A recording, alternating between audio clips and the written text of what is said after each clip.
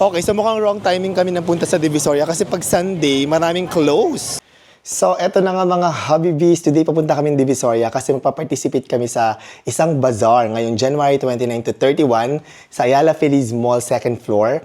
At magbebenta kami doon ng aming embutido with rice. Matitikman nyo yan. Meron ding Habibi collagen drink, meron coffee at saka soap. At pupunta kami ng Divisoria para mamili ng mga gagamitin namin para sa event na yan. At hindi pala makakasama si Lindy kasi meron siyang school kapag weekend. Si Ate Rose naman wala pa, tsaka si Habi David, si Tia Julie, taong bahay.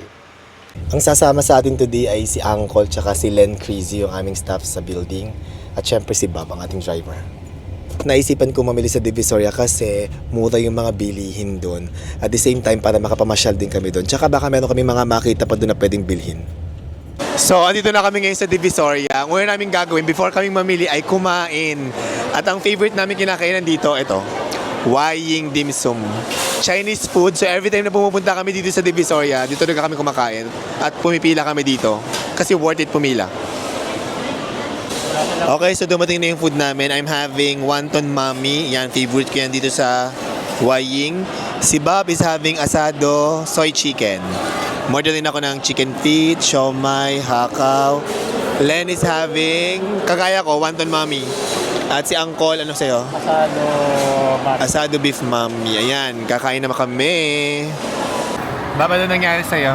May allergy ako sir sa Saan? Sa Kumain si Bob ng siomay, ayan.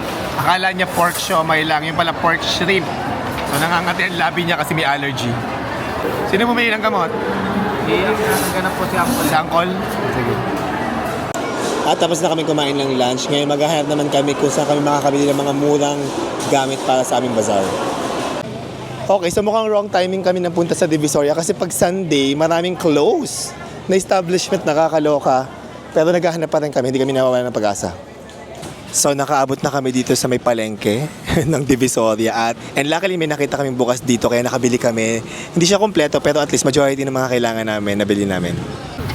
Okay, ito na kami. Ang dami namin mga bit-bit dito. Uuwi na kami. Napagod na. Pero kakain muna uli bago umuwi.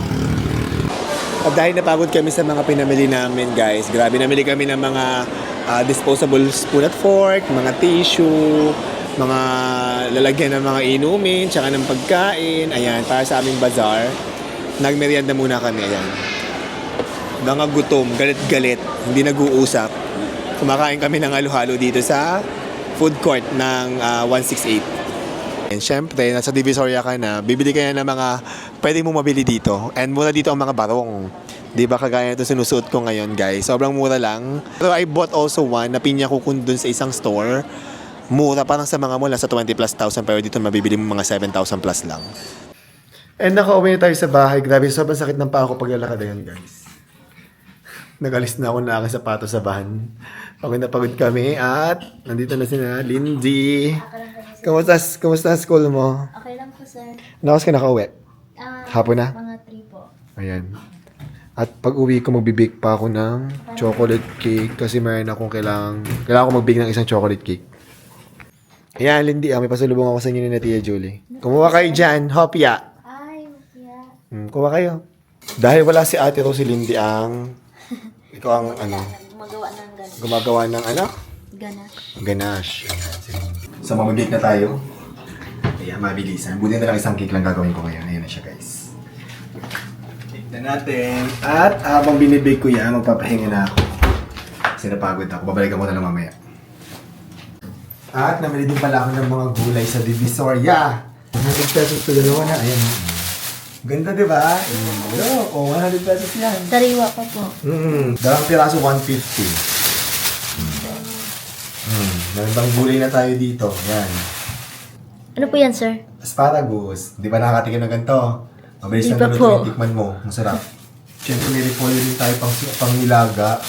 Fresh po. Tingnan mo. Okay. Carrots. 3 piraso. Wala mo kung magkano. 50 pesos. Oh. At ang ating French beans. Social din, oh. Mga French beans, oh. Social yun, oh. Sariwa. 100 pesos lang to lahat. At syempre, pag nasa Divisoria ka na, mayroon ako ng mga barong. Yan, guys. Ganda po. Ang gaganda, oh. Baligtaran yung borda niyan. So, dahil hindi ako makapagpigil, 3 binili ko, di ba? 2, Ganda din Oh, oh. nasa likod din. Oh, meron ding ano, design. Ganda, di ba? Ganda po. Ayan, tatlo. Ganda. Ito yung pangatlo na. Mura lang to guys. Sa 2,000, kalo to 2,300. Tapos yung mga pinamili namin gamit para sa bazaar, nandun na sa aming building, dinaanan namin doon. Kaya pag pupunta kayo ng Divisoria, sulitin nyo yung time kasi ang daming pwedeng mabili.